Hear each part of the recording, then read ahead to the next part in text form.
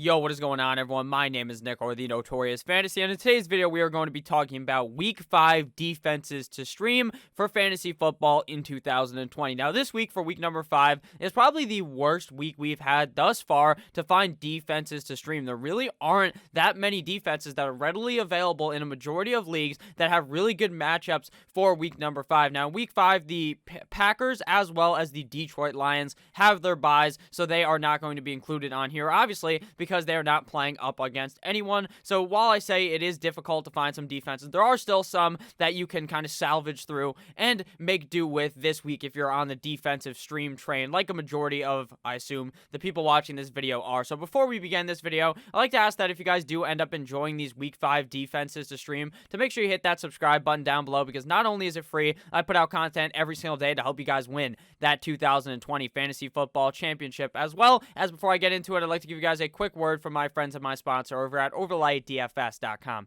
Tonight on Overlay DFS, they offer 2 games of the match-up shop, obviously for both games happening tonight between the Green Bay Packers and the Atlanta Falcons, as well as the Chiefs versus the New England Patriots. Pretty much how OverlayDFS.com works, it's pretty simple. It's just like real gambling, except for it's with fantasy football. Which guy is going to score more fantasy football points with the spread? Here, Brian Hoyer plus 18 fantasy points, or Patrick Mahomes minus 18 fantasy points. Another one, James White minus 6 points, or Damian Bird plus 6 fantasy points. It's half-point PPR. All the other rules are very standard to other fantasy football leagues that you guys are probably playing in, so make sure you guys check this out. Use that fantasy knowledge that you have garnered yourself over the week and win some money and eat some W's on OverlayDFS.com. And we are back. Make sure you guys check that out. Week 5 defenses to stream. We began here with the Pittsburgh Steelers versus the Philadelphia Eagles. Now, in a lot of leagues, they were not available, but now in many leagues, they may be due to the fact that they had their bye last week due to the coronavirus outbreak kind of between the Titans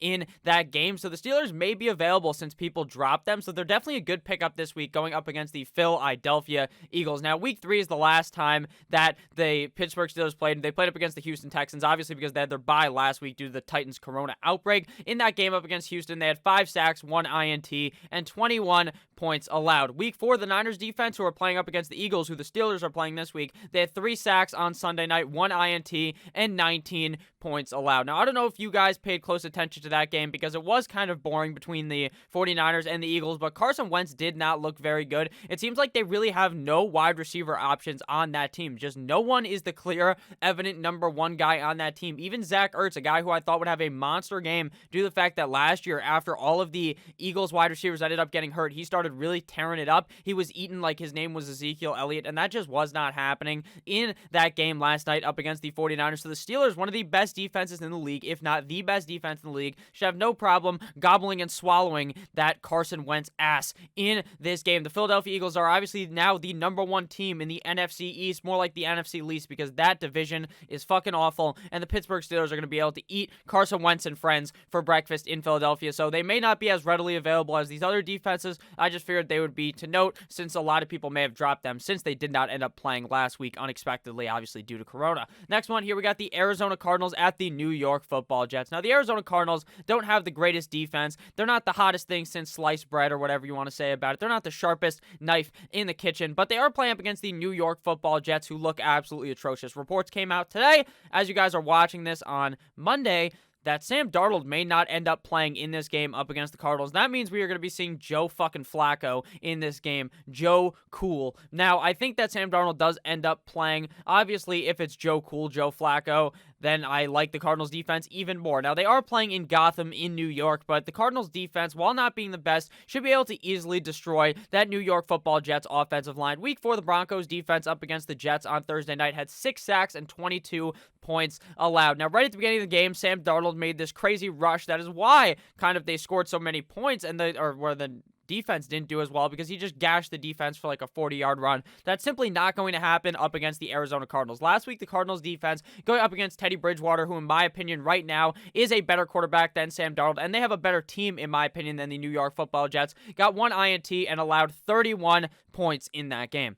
going up against the Jets should be a very solid option for the Arizona Cardinals. One of the nice diamonds out of the rough you're kind of going to be able to find this week. That Jets offense just looks absolutely atrocious. I'm not sure who to even blame there. It's probably the head coach. Adam Gase is such a goddamn dumbass. I'm surprised he did not get fired yet, but maybe this will be the game that puts the dagger into Adam Gase's heart. 0-4 right now. Going to be 0-5 after this one. I think the Cardinals defense steps up big here after having 2 losses in a row that they probably shouldn't have lost. They definitely could have beat the Carolina Panthers, so I think the defense is going to be ready to eat the New York Football Jets alive. Next game here, we got the Dallas Cowboys going up against the New York Football Jets. Now, this is the tale of, or not the New York Football Jets, the New York Football Giants. Now, the Jets and the Giants, the kings of New York, actually the true king of New York is the Buffalo Bills and Josh Allen, but those guys, their teams fucking suck. Now, the problem here is that the Dallas Cowboys defense also fucking sucks, but the Giants offense is so bad that it's kind of a mishmash of confusion here.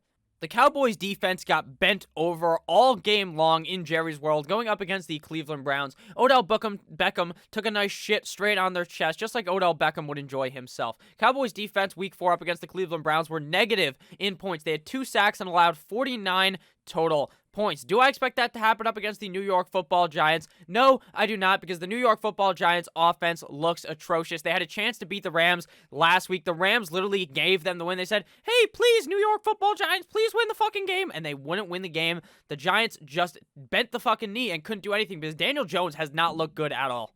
With Saquon Barkley, this offense looks putrid. Without Saquon Barkley, it looks even worse. And I feel like even with the shitty Cowboys defense that got bent over by Baker Mayfield and friends in Cleveland last week, I just feel like they're going to play good up against the New York Football Giants. They simply just cannot lose this game.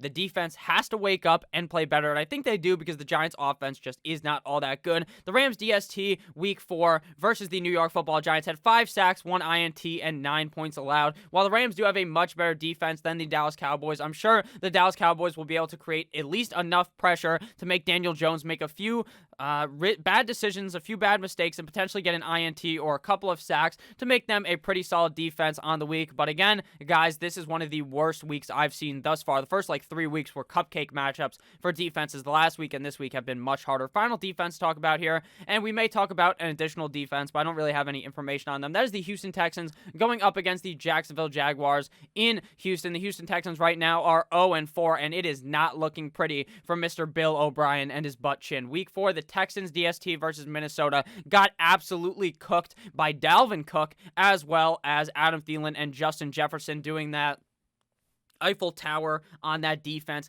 and fucking them sideways. 3 sacks for the Texans defense and 31 points allowed. Now, last week, the Bengals defense, who's arguably one of the worst defenses in the league, going up against Gardner Minshew and friends in Jacksonville, who the Houston Texans are playing this week, got 3 sacks, 1 INT, and 25 points allowed. So I think that the Houston Texans will be able to keep this one close, and their defense should be able to wake up against the Jacksonville Jaguars. Now, the final defense talk about here, I didn't even find stats on them because I feel less confident in them than any of these other ones, is the Jacksonville Jaguars going up against the Houston Texans. That defense did look pretty solid up against Joe Burrow and Joe Burrow's first ever win of his NFL career. And while they really have no names because they're such a young defense, they are going to still be able to get it done against Houston because all the defenses have been playing quite well up against the Houston Texans. And Deshaun Watson hasn't looked all that great this year. Obviously, they're much more of a long shot.